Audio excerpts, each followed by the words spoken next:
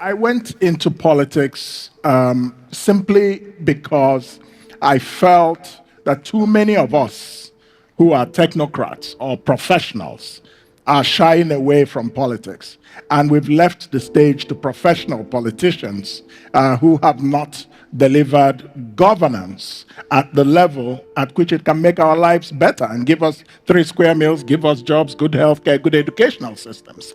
Instead, politics has become just a game, a parlor game for politicians, by politicians. For politicians. So it doesn't work. And so I also entered politics because I saw, as a technocrat, that the country cannot move forward except it has competent political leadership.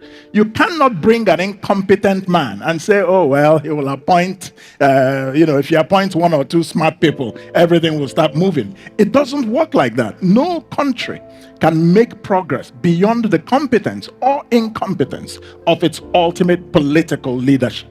And so I think there's a need to elevate the level of political competition, which brings us to the matter of ideas and policies. Including, you might want to add the issue of money. Yes, and of course, taking a center stage. That's right. Well, money is a different thing because I like, the point about complex systems. Because money playing a role comes because of poverty. People are very poor. But it also comes because of the absence of voter education, which is the basis of democracy, that citizens should be informed. They should make informed choices. But we don't have that in Nigeria. And this but is can you make informed choices? And I want to ask this of all the panel. Can you make informed choices if, as you said, you start off by being poor? Well, the two are related, but if you are educated, your poverty, you can navigate your poverty. You can actually weaponize it for your own benefit. But the educated people, most of the educated people are the ones who've been monetizing. No, see, the problem is that INEC is not prioritizing voter education. No, we don't see that as when we see INEC. We see registration, we see PVC, we see all that. But we don't see educating people about what democracy is and how they should make their choices. Now, if you have that information, even though you are poor, listen, I worked for the United Nations for 17 years. I conducted and supervised elections in other countries, in Croatia, in Cambodia. I saw people who were poor. They were not selling their vote. We make this excuse in Nigeria, and it's too easy and too simple. Nigerians are not selling their votes because they're poor. They're selling their votes because they're not educated as to why they should not. And they're selling their votes because our values have completely collapsed. This is not the only country where people are poor. We should ask ourselves whether what we are practicing in the first place is democracy, or whether we have elections every 4 years. There's a difference between the two. When you talk about democracy, you're talking about also democratic institutions, which include the judiciary, other institutions of government functioning as independent institutions. So that's a very important point. The other question that we should also ask ourselves, since we're rounding up, is democracy an end in itself, or is it a means to an end? Do you have a real democracy on an empty stomach? If you have democracy and people are so poor that they cannot feed, but you have maybe what you might call a military dictatorship, many of the countries of Asia were not built as democracies. Their economies were built by military dictators. But those dictators were visionary dictators. There's a difference between a visionary and benign dictatorship and a dictatorship such as we've had in Africa that has tended to concentrate power in the hands of the military. Now, let's come back to General Babangida in closing. He was a very visionary president. Whatever you might disagree on some things, but he was visionary. He used a lot of intellectuals. He ruled with ideas and, elevated people who had ideas. What is our politics today? In our politics today, if you speak about ideas, they will say you're blowing grammar. That Bobo is just blowing grammar. So the quality of our democracy is going down, and we think we're practicing democracy. Look at the politicians. Yes, it is through the voter education process and through this matter of who are we as Nigerians. What is our worldview? What is our national philosophical foundation? We don't know who we are. We don't know where we have come from. We don't know where we are going. How can we come together in a democratic process if you have not addressed that basic question? And that comes back to the issue of leadership. Whoever has the responsibility today must be made to know that you must begin to lay this foundation and hand over the baton. We cannot wait forever until some Messiah shows up. It doesn't work that way. So that's just my wrapping up comment about the need for a national identity and the matter of inclusion. The young lady, Adora, spoke about gender. But let us just 1 minute about zoning. Oh yes, how can we have a discussion like this and we haven't talked about zoning? When you see that it is breaking up political parties, parties have constitutions, and there are arguments as whether those constitutions have been followed. Nigeria is a plural society. And I think it was Dr. Babayo or another Soji who said that if every part of the country does not feel included, your democracy is not really achieving the purpose of nation building. Every country is different. Democracy is not just a game of numbers. In America, Hillary Clinton had 3 million votes more than Donald Trump, and Trump became the president. Why? Because it's an indirect democracy. You see? So we cannot have come with all these simplistic arguments. Oh, it's a game of numbers. No, you have a country that has a reality of 250 ethnic groups, several religions, and everybody should be made to feel included. So if you continue to exclude some parts of the country or some identities in the country, you will have a problem. You can deceive yourself any way you like. Thank you. In the next constitution, in the next government, this matter of zoning has to be fairly, squarely confronted. Do you want to include rotations in the constitution? That's a question that is an open question, but it has to be faced. I want to make an important clarification. Everybody here knows that I have offered myself in the past and was a presidential candidate in the 2019 election. And even in the 2023 cycle, I also offered myself in the context of my political party, but did not get the ticket for reasons that my resignation letter from the political party stated very clearly, and which was what Dr. Babayo was referring to.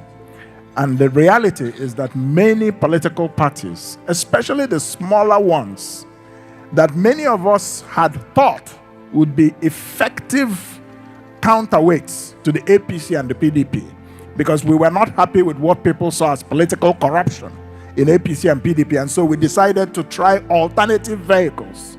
I can tell you flat out that many of these parties are worse than the big parties we complain about.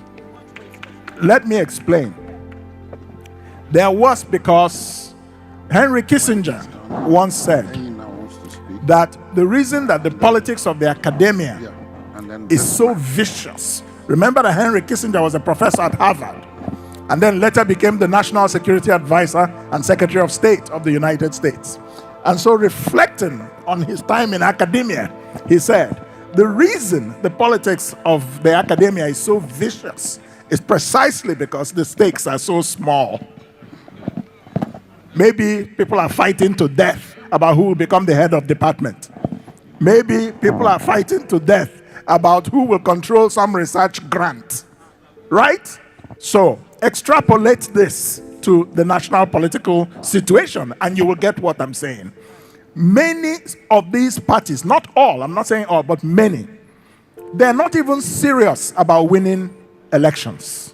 Certainly not the presidential election. The reason some of them exist is simply to become trading platforms, either aligning with the big parties or taking money from candidates, but they're not serious about fielding competitive candidates for elections. They're just looking. Yes, they're either surrogates or party officials are looking for who will bring money to them in order to get the ticket. And if you don't, they can bypass you and pick people that other people can objectively look at and say, was this really the best choice? Do you understand what I'm saying? So this is the point that I was trying to make concerning that particular issue about our democracy. Many of our political parties are not serious. They are not in this to win. It's a trading, it's a hustle for them. And so then, what makes them better than APC or PDP? We complain about APC and PDP. Yeah, 100 million naira form. It's a matter of scale. In some parties, the form may be 20 million or 15 million or 30, but the same issue is taking place. So, but that's by the way. Let me address the matter of zoning very briefly. And the reason I brought up my own experience is because I made it very clear that I'm not offering myself to be president of Nigeria based on where I come from. My politics was never ethnic. I was seeking to be president because of a vision that I have for this country. But that is not inconsistent with the matter of equity and social justice. I have finally landed. Now, this matter of equity and social justice, there was a study by Harvard University in 2002 called fractionalization. That study empirically proved that where there is a heterogeneous environment, the more heterogeneous it is, the more fractionalized the country is. And they showed by empirical study that Japan and the two Koreas are the two most homogeneous countries in the world. And that European countries were also highly homogeneous in their composition. But that African countries tended to be the most heterogeneous countries on earth. Empirically proved. And that is one of the reasons why in Africa there is a lot of division. And democracy can, if it is not very well managed, contribute to fractionalization. How do you solve that? You can develop a democracy that suits your own local environment. And that is where this zoning matter came up. You also have to look at the matter of constitutional restructuring. Because the only way you manage a big, diverse federal state is through a federal system. And that's why you see America, it's federalism, Australia, Canada, Germany, Brazil, India, so many countries that are big and also have heterogeneous populations tend to be federal states. But in Nigeria, we are running away from the matter of constitutional restructuring. Then we're not serious. So that's why we must come back to that matter, and then we must come back to the matter of zoning. In the matter of constitutional restructuring, we can look at, it's a debate, we can look at, should the presidency, for example, rotate across the 6 geopolitical zones? Switzerland is a confederation. The presidency rotates every 2 years to every one of the 26 cantons in Switzerland. Are you more developed than Switzerland, that recognizes the fact that there are French Swiss, there are Italian Swiss, there are German Swiss, and then you have the Romanced. So in Nigeria, we tend to, I don't believe in running away from issues. Let's solve the problem. For our own peculiar environment, we should look at, one, a return to proper federalism. Because that is the only way we can also break the economic logjam we are facing in this country. Well, let's hope so. But the fact of the matter is, and why is this happening? It's because politics, vested interests, is what is running Nigeria's economy today. Nigeria's economy is not being run by sound economic principles or competence. No.